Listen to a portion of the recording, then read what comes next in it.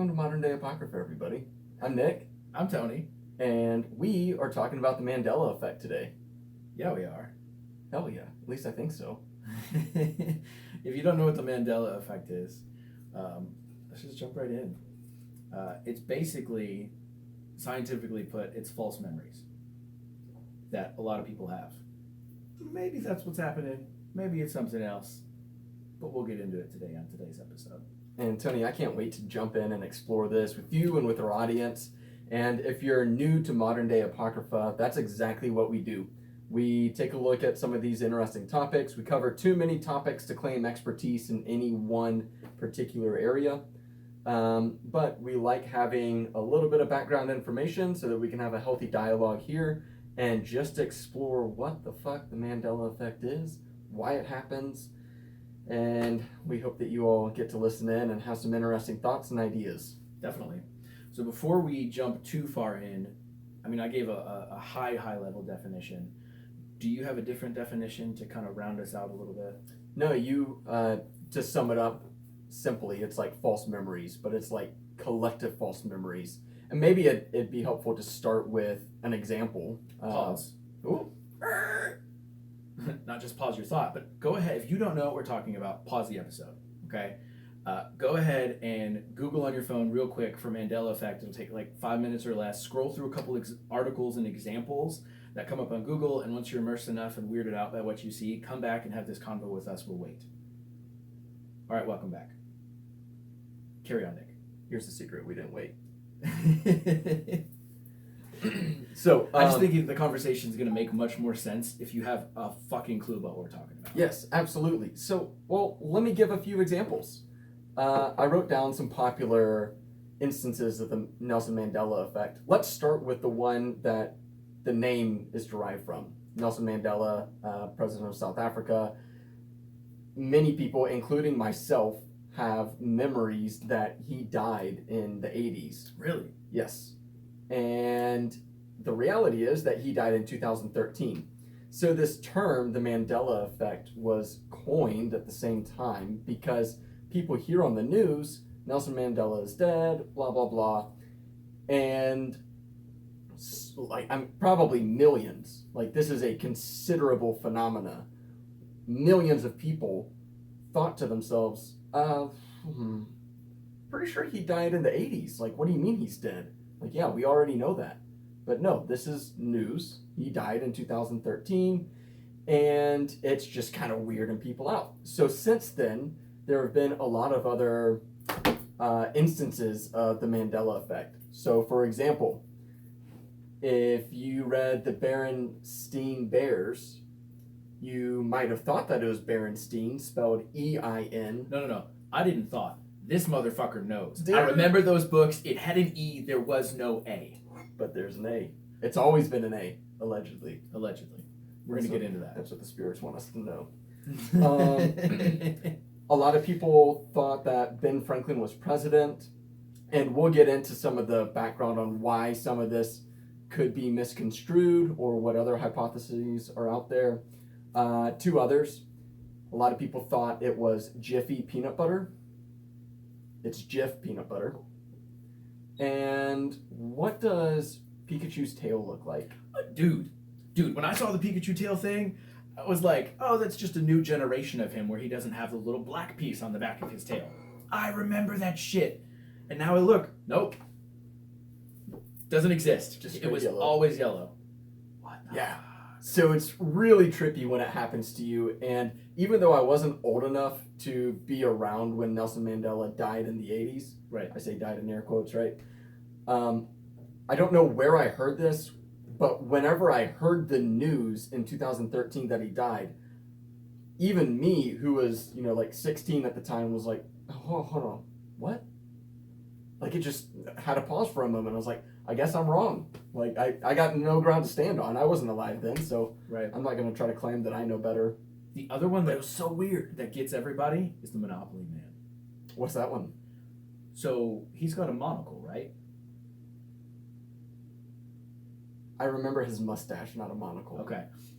I remember him having a monocle. All of this shit today, he doesn't have a monocle. And I'm like, what the fuck? And I remember seeing it and going, oh, he looks weird, and thinking it was just the new updated version. And you know what? People don't wear monocles in 2020, so 2021 now. Let's take it off and update the Monopoly Man. But as a kid, that dude had a monocle. Bro, well, so I just Googled it to make sure that he had a mustache, first of all. I was like, am I tripping? But the vast majority of these, he doesn't have a monocle, but there are some mock-ups with him with the monocle. But it looks like most of those are like fan art, if you will. Well, right, because it's such a popular phenomenon. According to the timeline, it doesn't exist. Oh, that's so weird. So in my mind, this is so fascinating to me because it's either one of two things. Either because we talk about these false memories, and that was scientifically explained, false memories, collective false memories, because of different factors like false images showing the items and culture reinforcement of the belief in that false memory. So either one of two things. It's either a bullshit way of explaining away something that leads down the road of something like alternate realities being true, and they just don't want all of us to know, or we have a blueprint right in front of us in popular culture of how to brainwash people.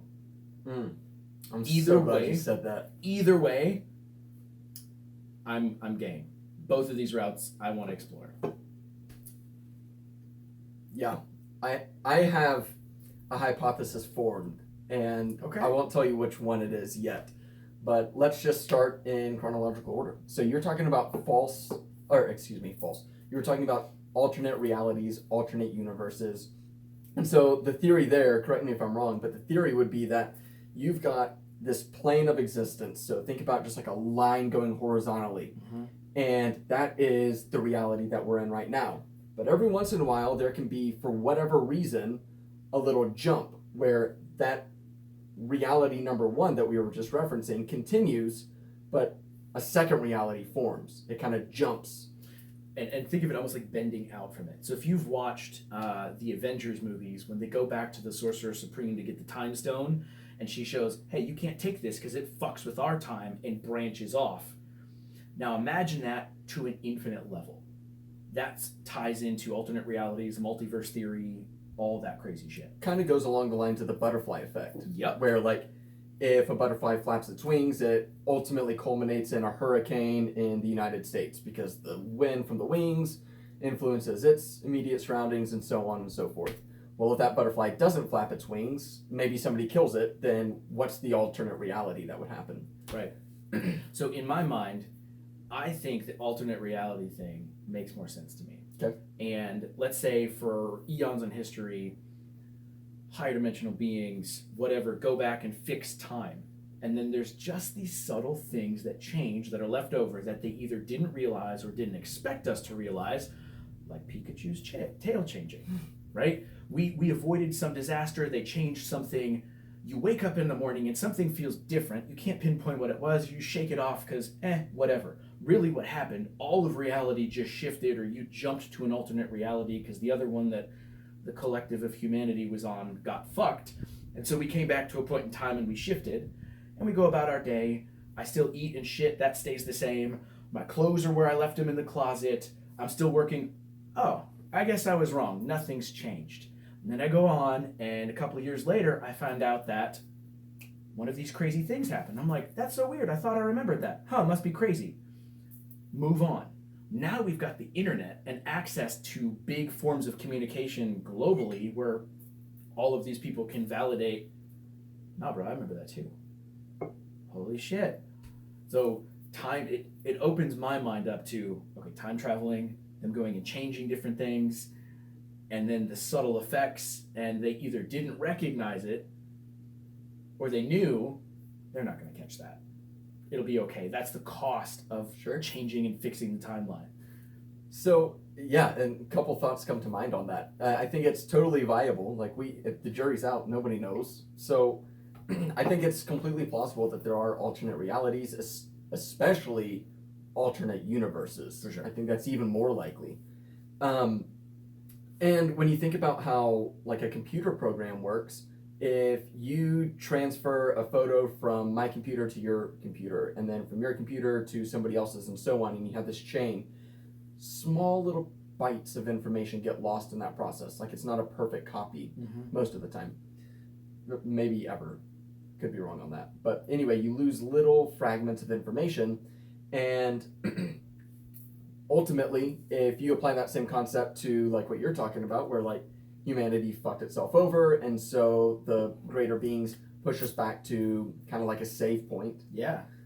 And we restart. Well, you lose some of those little fragments of information, and they're really small, usually not meaningful, but if you notice them, you notice them.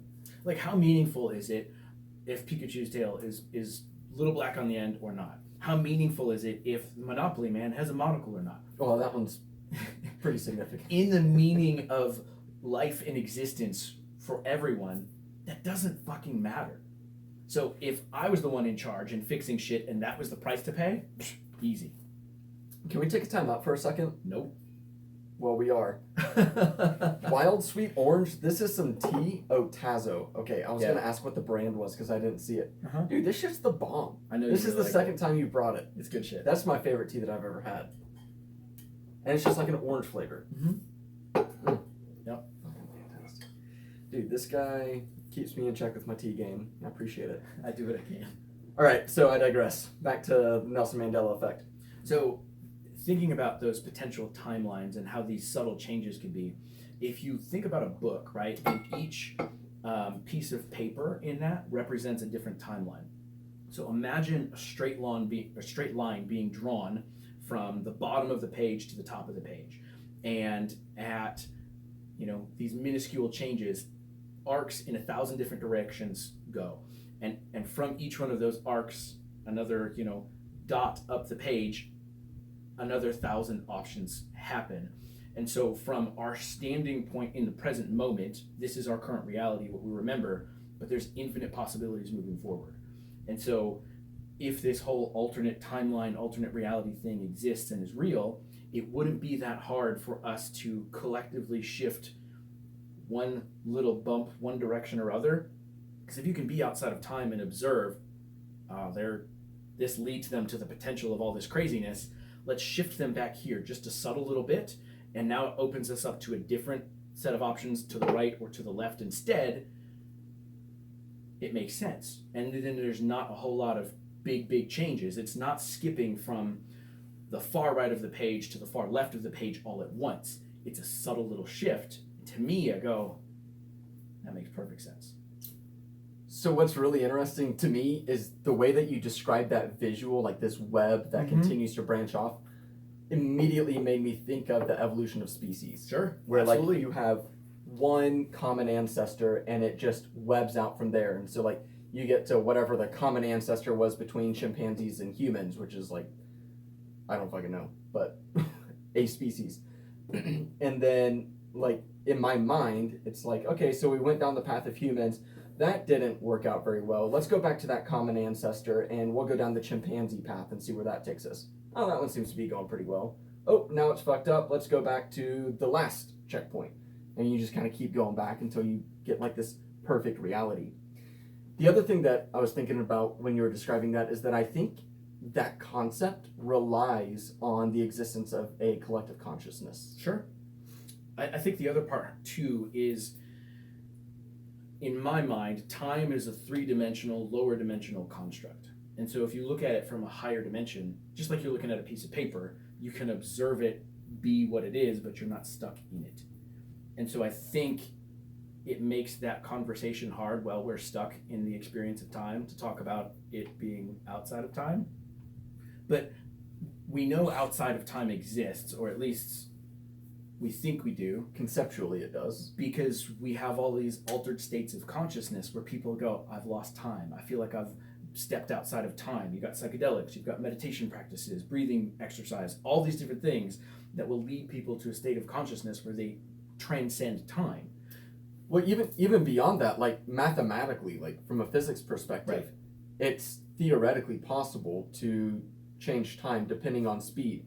And actually this has been proven in reality. If you put an atomic clock that is synchronized to another atomic clock here on Earth, tick, tick, tick, tick, they're all ticking in synchronous. if you put one of those clocks up in the International Space Station for a year, it will be off by whatever degree it gets off. I don't know the details of it. And what happens is the faster that you move, the slower time goes, all the way up to the point where you hit the speed of light. At the moment that you're traveling at the speed of light, time literally stops. Like there is no, to you, you would be teleporting through space, because it's like if you were trying to get to the sun right now and you immediately hit the speed of light, it would be like you're on Earth and then you're on space, and that's it. There's no time. That's so fucking fascinating to me, because some of the reading and stuff I've been doing has been talking about like past life regression books, where people do like put people into hypnosis and they talk about their past lives through their subconscious, and then they talk about being light beings, non-physical, they're just light, and how they struggle being in an earth body and in a human experience because things are so slow and they're used to being able to just go and be places. And you just explained the science behind it to me, that all makes sense. That's fucking insane. That's what E equals MC squared is about. Like, it's the theory of relativity. And I could have gotten that wrong. Maybe it's that if you're traveling at the speed of light, then you experience time, and relative to everybody else, you teleported. So they would think that you teleported. I may have them twisted there, but either way, the concept's Either way, it still is there. Yeah. And then you can go back in time by going faster than the speed of light. Time would theoretically reverse, but we just can't do that right now. Yeah, so like the concept of time travel and being able to go back to like checkpoints is validated in theory by at least the way that you can move throughout time. Yeah. So to me, if we put all that out on the table, that makes the most sense to me, and that this Mandela effect is a glitch in the matrix, or whatever you want to call it, that says, oh, people have been fucking with the timelines. Okay, thanks. Happy to be here and experience it. Got it. Ooh, so excited. Yep. Yeah, man. Crazy world we live in. And this exact type of conversation is why I want to be able to, like, freeze my body and go into a cryo chamber and come out in, like, 2,000 years and be like, all right, so what do we figure out? Like, are there other universes or what? I'm convinced there are, but... A lot of people are. Yeah. I think it's more likely than not. Yeah, I think... That's so scary, though. To me, it's so much more freeing. Oh, you think so? Yeah, because then all of the bullshit that we're sold that this is it is gone. Now this is just a video game experience. This is just a 90-year theme park ride. Okay, so I would agree with you if we're talking about alternate realities, not necessarily alternate universes. Because to me, like...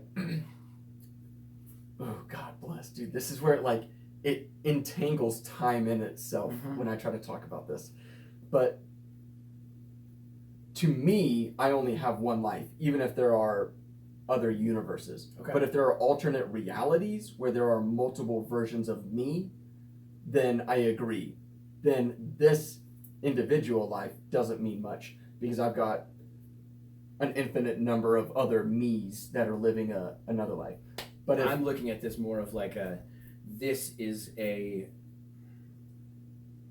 suit I'm wearing. The real me, the real life of me, is just energy piloting this body. And when this body decides to retire, I continue my life. Maybe just being energy somewhere, maybe going and finding a different body to pilot, human, non-human, whatever. To me, that all ties together and makes sense to me. And so that's like the theory of reincarnation, and that ties in collective consciousness as well, because it's like you always exist in some form or another. Exactly. Yeah, I think it's interesting. I would love for the world to work like that, because it's like this constant recycling machine. Well, then think about it. If that's real and you subscribe to that, now yes, you want to make the most out of this life that you can, but it's not this heavy weight and dread and I only got one life, I gotta hurry up and get it all done or I'm gonna fuck up. like I feel like I used to carry around, and now I'm like, oh shit, everything's just fun now. I got time. Yeah, I'm like, hey, cool. What's this cool little work project I got today? Oh, look, it's raining. I don't have to be pissed at traffic because it's not ruining the seconds I have in the collective span of my life. Now it's just this human experience that's Tony.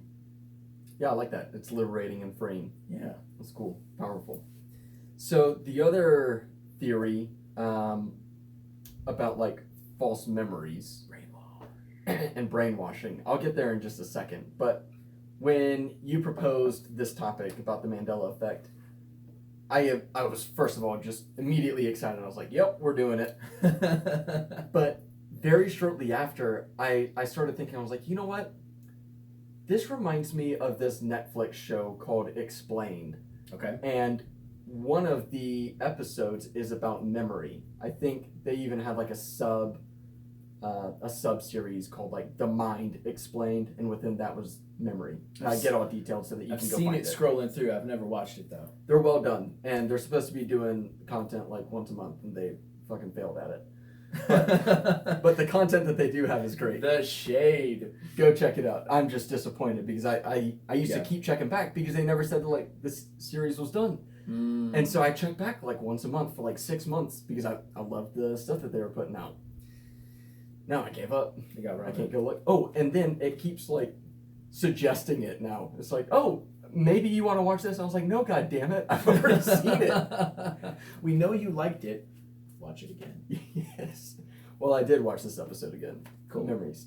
Because what we're ultimately talking about is about memories with people remembering different components, small details, or even large details, but maybe it's not the focal point of the event. So let me give you a few examples. These are my personal explanations, nobody else's, but we talked about these examples at the start of the episode. Ben Franklin as president. Well, my explanation there for why people think that Ben Franklin is president is because he's on the $100 bill. Mm-hmm. Every other person that's on money is a president. Right. And so that one's a little bit odd. And so if maybe you just didn't like pay too much attention in history or something like that, and you came out not really thinking so much about Ben Franklin all the time, and you kind of get it in your head, you build this memory that Ben Franklin was the president. Yeah. Berenstain Bears don't have one. Death of Nelson Mandela. I believe in the 80s is when he was arrested. And so I think that there's like a cross explanation of we remember, at least in the States, we remember hearing that on the news, Nelson Mandela, some significant event, it was bad. And I could be wrong on the dates here, I'm hypothesizing, but they had, what's the term where they were like dealing with all their race relations in South Africa, apartheid? Genocide? I think it's apartheid. Apartheid. 1 second, everybody. Apartheid. Computing. Apartheid. I think it's pronounced apartheid. Yeah, in South Africa, a policy or system of segregation or discrimination on grounds of race. And this was, I was hoping that it would show me a date. It does not. Okay, so it was until the early 90s. So like if you think about that kind of being heightened in the 80s, you're hearing about Nelson Mandela, so that's why it's significant. And he's the president, and now he's arrested. And I think that's what people associate. And so when they fast forward 33 years later in 2013 and he's dead, people are like, oh, I thought he was already dead. Well, it's a version, that was the event. It's a version of death. Your career is dead. You're removed from where you were. You're not in the spotlight anymore. You disappear. And then if you're never heard of again, it's easy to draw those lines. I follow exactly where you're going. And I think he was also put in jail for life was his sentence. And so like you just write him off. That's it. No more Mandela effect. Yeah. The Pikachu one with the black tip tail, well, his ears, the tips of those are black. So I think we associate that with his tail. I see. Jif and the Jiffy peanut butter, well, there's Skippy peanut butter.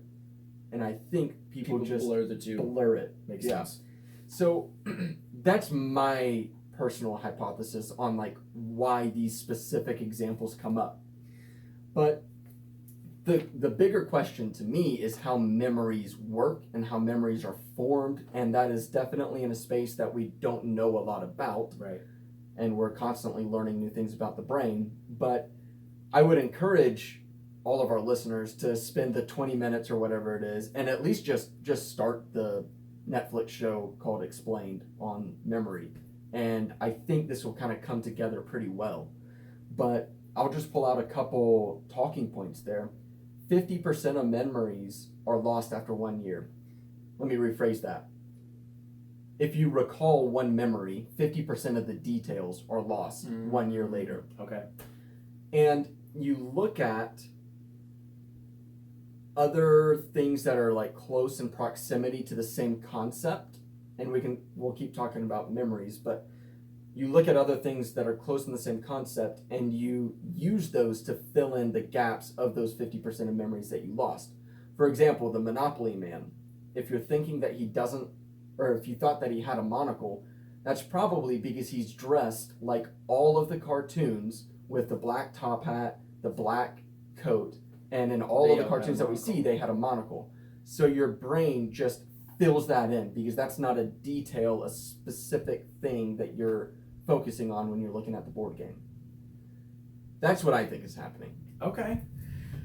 I can see that happening, and then if you think about just the efficiency of the brain that's of course designed to serve us, the terabytes, and that's just the biggest number I can think of, right, of information that we take in on the daily basis. To be able to access and run all of that, we'd be catatonic for every minute of every day. Now, there's different things you can go into because it's all stored in there, in like your subconscious, all of that's in there. But to be able to access that normally in your easily, quick, accessible, my conscious brain, you know what? We're moving further away from this. This wasn't an impactful event. This isn't a memory I come and keep revisiting because it's good to me or it was traumatic to me so I don't repeat the same mistakes or whatever was here. The further away it gets, the less important my subconscious mind tells my conscious mind it is, and those details are just saved back in the subconscious folder to probably be never consciously read again, but some of that shit there directs your patterns and thoughts and habits that move up to your conscious.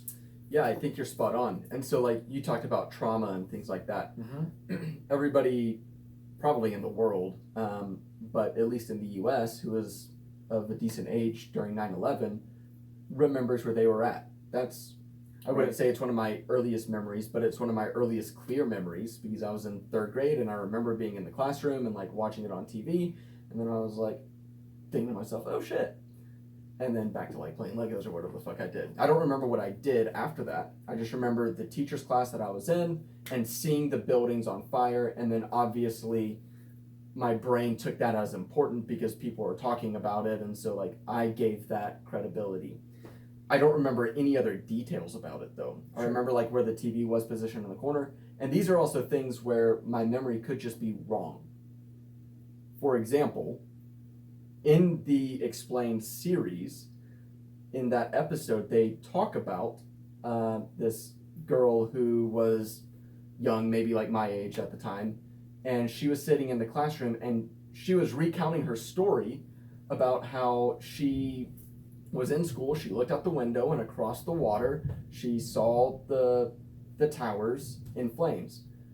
And her mom was like, we were in Connecticut. Like, I had a job in Connecticut, you were going to school then. And so she was like, okay, but I've got like these distinct memories of it. Well, it turns out, the explanation there is that she was in school, sure. She was in Connecticut, 40 miles away. The smoke was actually blowing the other, so there's no way that she would have like seen any trail of smoke or anything like that. But she probably saw the video everywhere on the news of the towers and smoke, and she transferred to a school that had a waterfront outside her window. And so her brain is recalling this significant event. 9/11 happened. My parents are talking about it. But and it's overlaid over the most recent school memory that's easier to grab versus the accurate memory that's further back and stored in the archives. yes, your brain's trying to reach to put reason and thoughts to fill in the gaps. That's kind of cool. It is cool. I think the brain is fucking crazy. But what's wild is that it tricks us. Mm-hmm. So you wanted to talk about brainwashing, because I wasn't even thinking about this at the start of the episode. Yeah. But check this out from the same episode.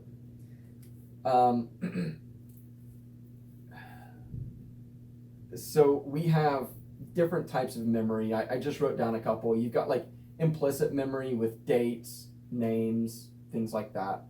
Those are things that you can remember. You've got episodic memory, like 9/11 or what you did yesterday, what you ate for breakfast. You've got semantic memory, which are like concepts, not personal experiences. So that would be like the sound of letters or the names of colors. Those are semantic memory. And your semantic memory, your biases, and your beliefs all fill in the memory gaps that we were talking about. So if you believe one way or the other, that can come in and influence your memory. Well, that kind of cued this group of scientists who were interested in this and studying it to put together a study where they wanted to convince people that they had committed a crime. And for over 70% of the participants, they explained how they committed the crime, some of them in detail. And this was a completely like a real scientific study. So like the scientists just crafted this idea through a series of questions and then kind of led the witness, if you will, into them thinking that they had indeed committed said crime. Yeah, fuck that. And now I'm just thinking like, then there's people who know how to do that. And like in my day job, I write sales training content, and me and my team are very adamant about making sure we take a human approach to it because, you know, salespeople are notoriously, you've got that picture that they're sleazy people who manipulate and just take advantage of you. And you say stuff like that, and that's my first thought. Like, oh, all I need to do is find out the right sequence of words to say to somebody, the right questions to lead them along this path so they say yes to what I sell, regardless of if they need it or not. And I get my sales numbers and I'm golden. And a lot of people think that way, and you got to put the human piece in there. But I'm like, shit, you apply that to anything beyond sales. I want to move individuals in direction A, B, whatever. All it takes is a line of questions or thought drops, whatever. That's all it is. It's all bullshit. Fuck. Yeah, man. And then that also leads you into like these bigger questions about wrongful convictions and things like that. And this is, so take the circumstantial evidence here that everybody hears that eyewitness testimony is some of the worst, and that's because of the things that we're describing here. Exactly. Yeah. Because you remember the suspect, he had a gun, he was wearing whatever color clothes, and the color of the clothes are going to be completely abstract. And that actually fits perfect, because if you remember, I was talking about semantic memory is one of the pillars that fills in memory gaps, and that's concepts like the names of colors. And so like those things that are abstract like that, your brain will just fill in to make the story make sense to you. Because it picked the pieces of information that it determined were important, not necessarily what is important by any other standard. Yeah, and so like the fact that it had a gun is the traumatic part, and so you're focused on that. And then when somebody asks what color the clothes were, your brain, that wasn't important to know. The color of the clothes just wasn't important from a literal survival situation in that moment. Holy shit. That's crazy.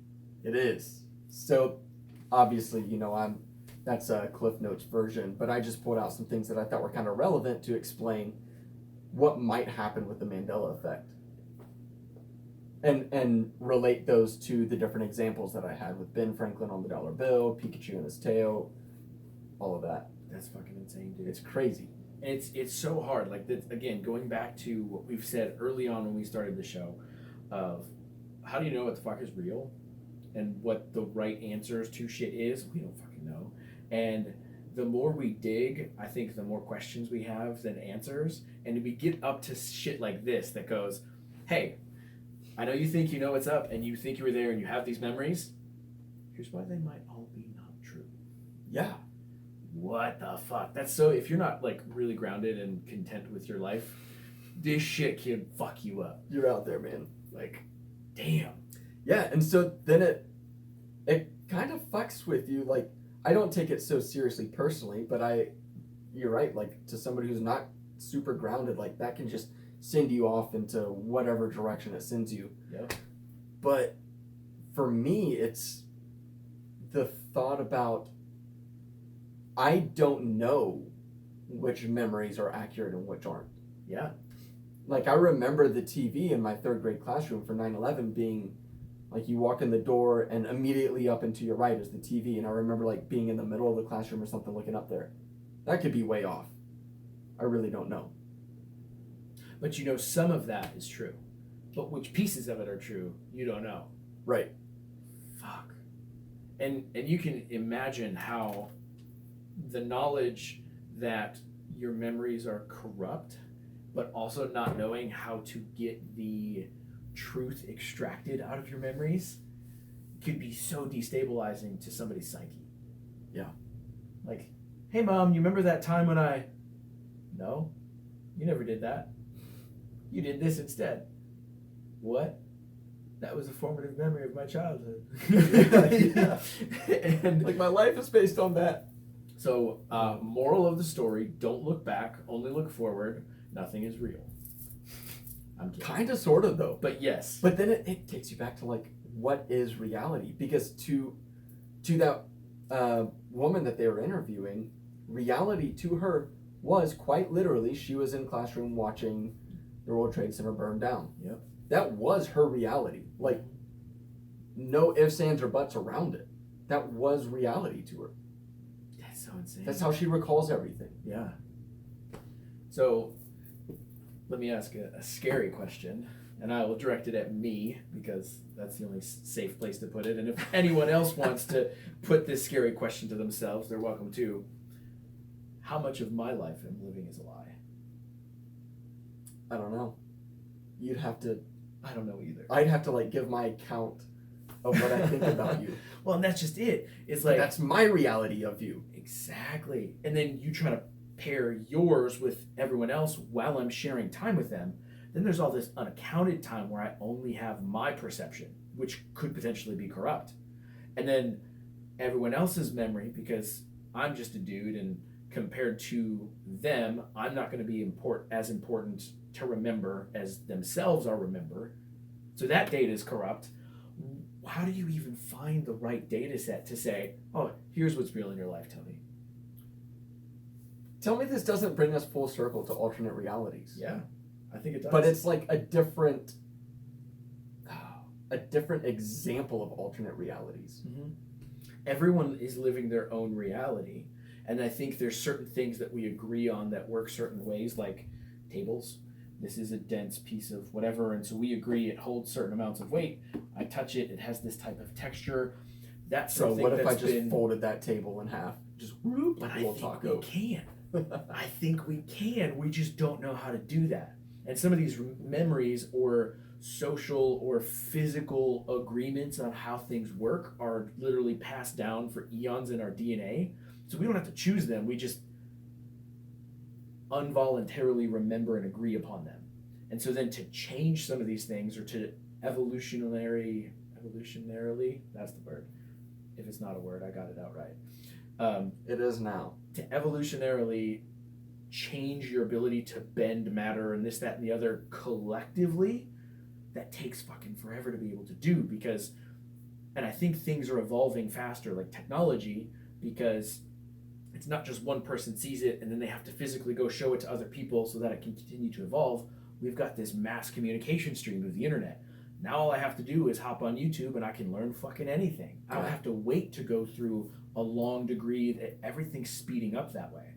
So now, evolution as a species, we can get to some of these things. And we've talked about, crazy shit that people can do to bend matter. Like the Tibetan monks, the one guy who put his hand into the mountain and it just sunk in like it was clay and left his handprint. But he spent his whole life training himself to be able to bend reality that way. You've got, if you want to, talk about like his, the accounts of like Jesus healing people. Well, he would always kick people out of the room because collective consciousness wasn't ready to agree with him. He had to be set in his own space to be like, all right, let me fix these people. Let me heal them. Hey, look, you brought back to life. There was no one else in here to tell me no or to fight that. Now we're out in public. We all agree on these certain rules of how shit works. Okay. Does that make sense? Or am I just rambling like a high thought? I think it was a little bit of a high thought, but it made sense to me. But I was processing. Okay. Like I was hanging out with you.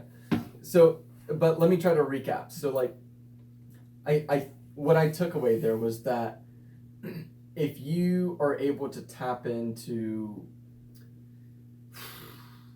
this higher dimension, we'll say, I don't have a good word for it, but this higher dimension, then you can manipulate the reality that you live in here. And that's where you have like the Lazarus effect, or being able to control the mountain in your example. Right. Think about Tesla. He said the secrets of the universe. If you want to understand the secrets of the universe, think in energy, vibration, and frequency. And so if we understand that everything has its own frequency, I can bend this table in half because I just know what that frequency is and I shift it. Right now we can do that with music. Here's this note. I put it into my computer and I bend the pitch, the frequency, the vibration of it. We know how to do that way. We're just not to the spot where we understand how to do that with solids. But I think Nikola Tesla was. Have you heard about his earthquake machine? Yeah. So do you want to give an explanation of that? Basically, he found out the frequency of like buildings and shit, and he would find it, play the inverse of that frequency or something, and the building would collapse because he would play that vibration and frequency.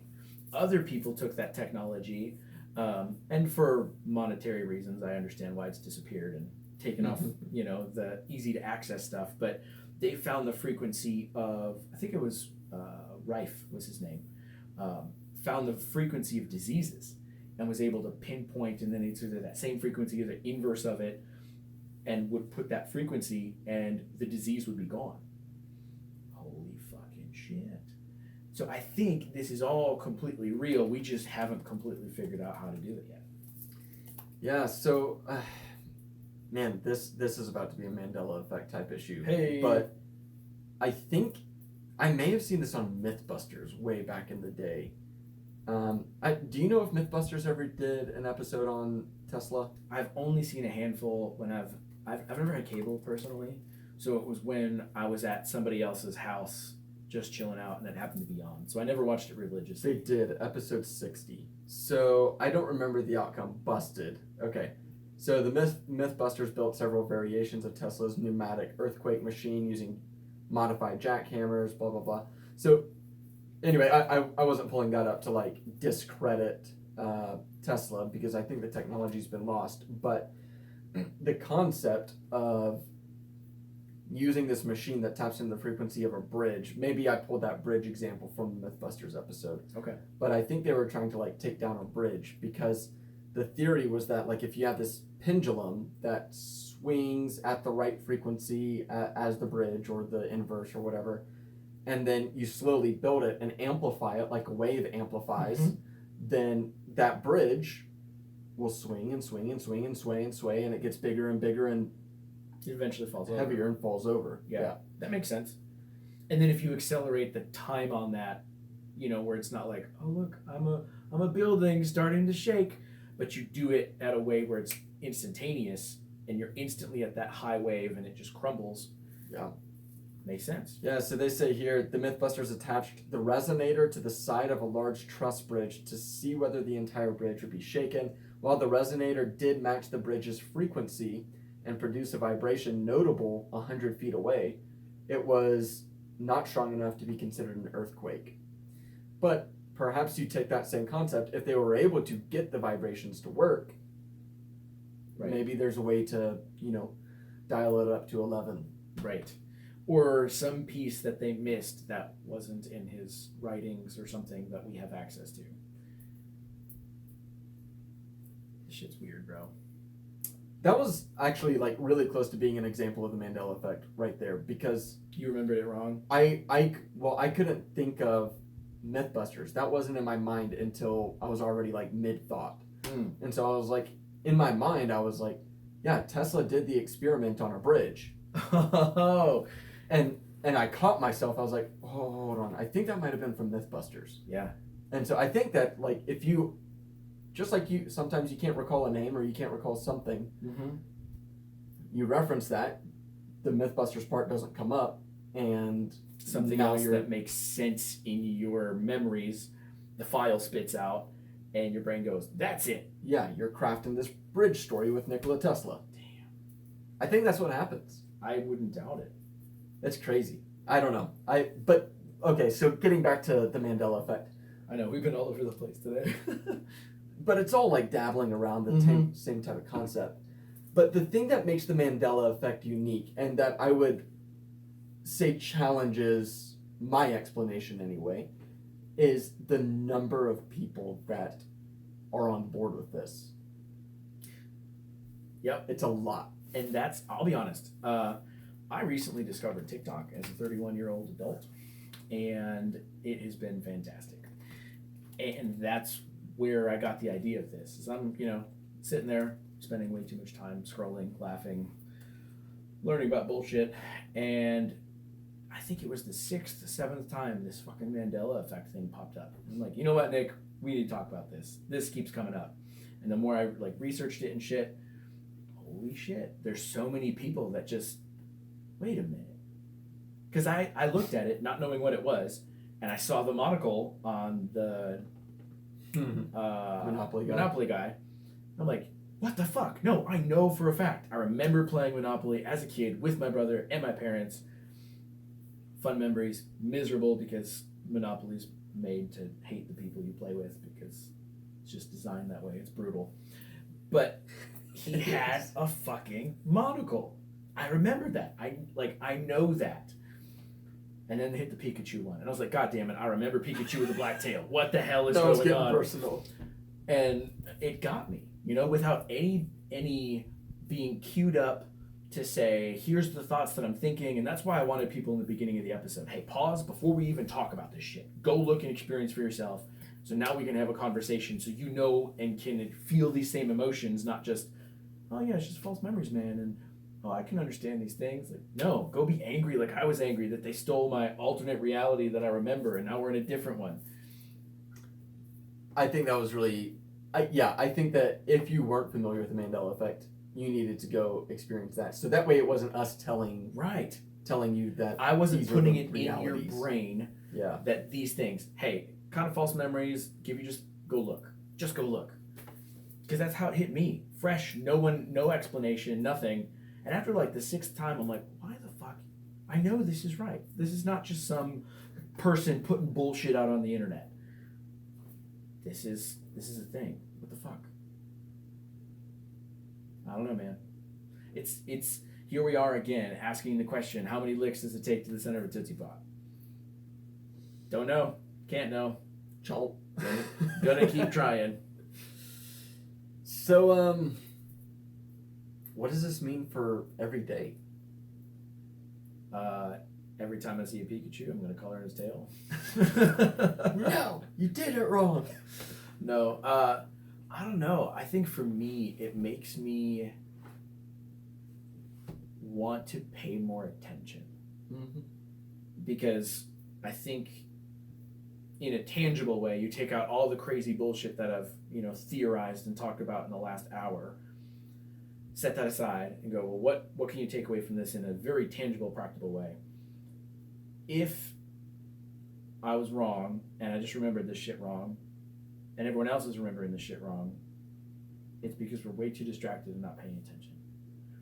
And so I want to be more present every day, which I'm already working on, but it's another big reminder to go, be fucking present and appreciate the little details of these lights on us, the stands, the lines in my hands. Like, just be appreciative of those details while you have access to them, because the details I was just talking about no longer exist because I'm not in that moment. I'm now in a fresh moment with new details, and there's constantly stuff to be entertained by and appreciative of.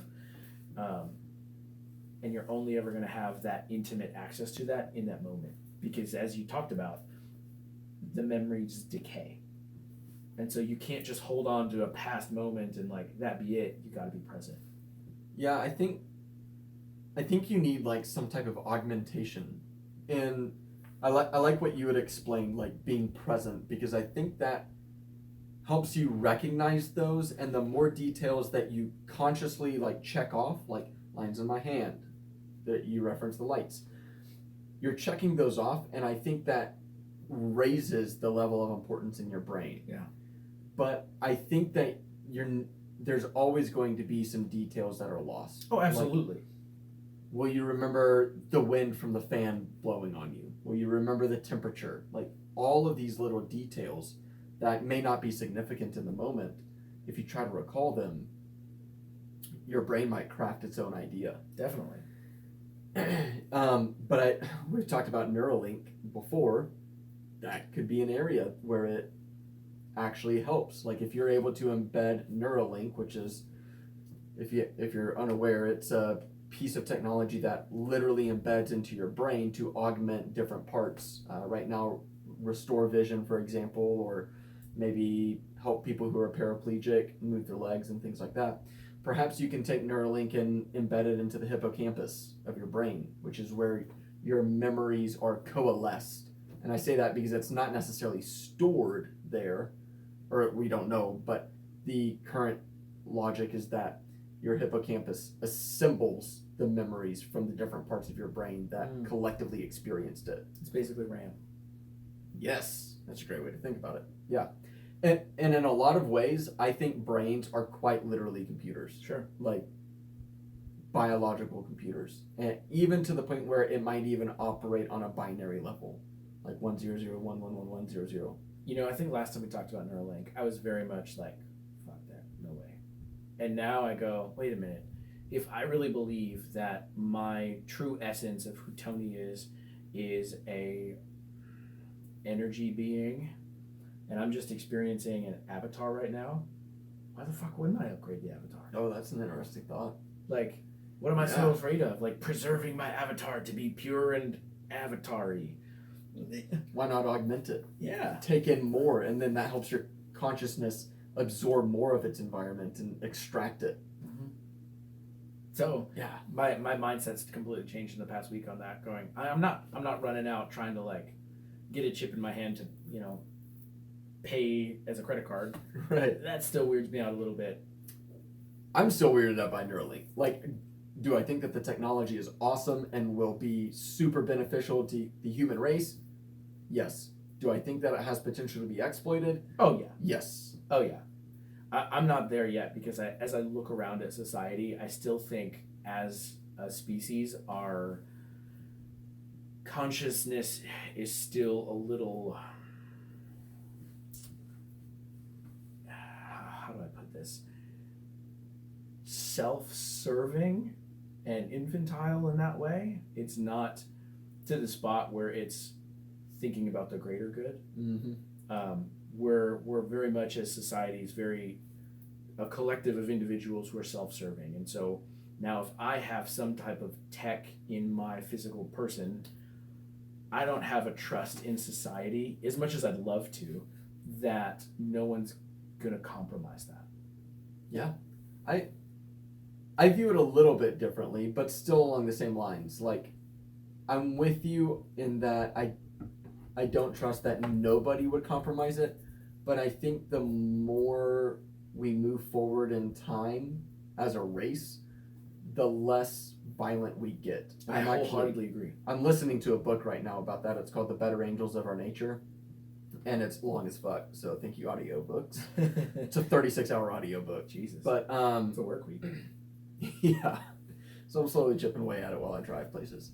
But taking that same concept, he's basically making the case that we are a much less violent species today than we were at any other point, and we progressively get less and less violent. I love that. And so anyway, I say that to say that right now, I don't trust that there's not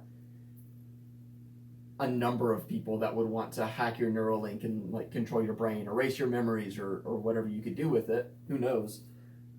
But I think that we're moving in the direction where that's less and less likely. Yeah, and that's why I don't want to do it today.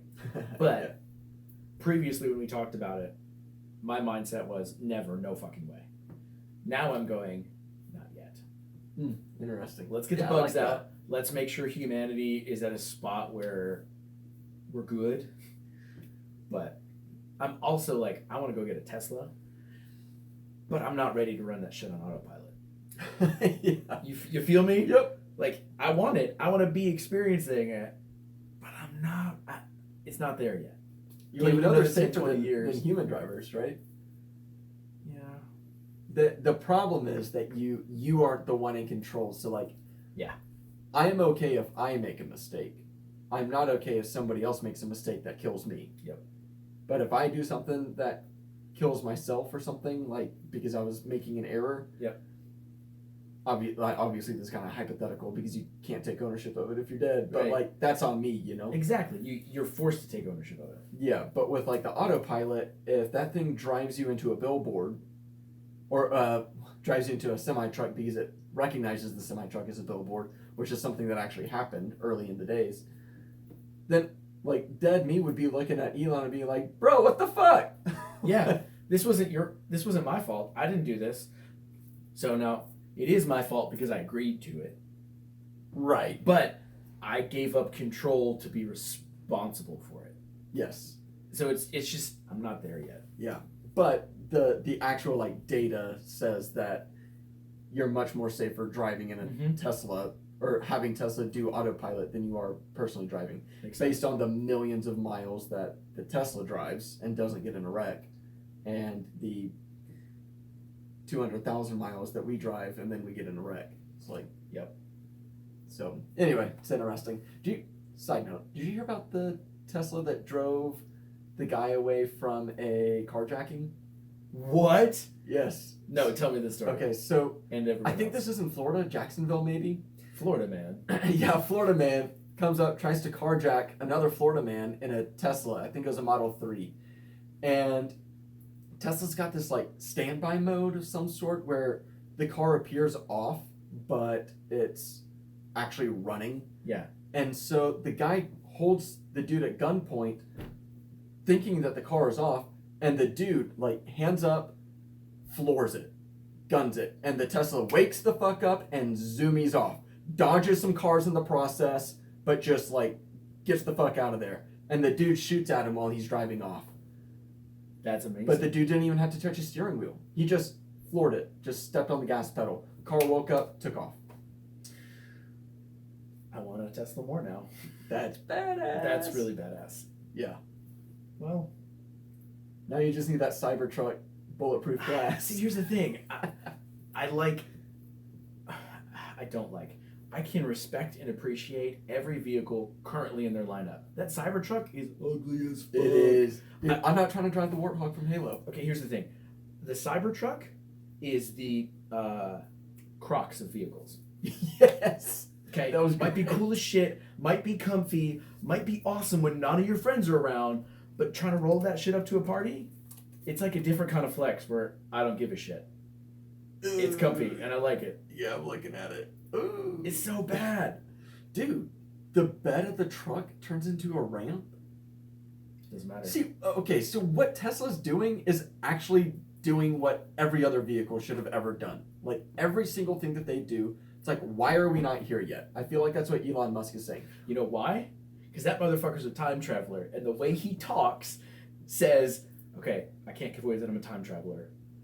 How do I talk like a normal human? Yeah, like he's processing, what would a human say? What would a human say? And what do they know currently in this date and timeline?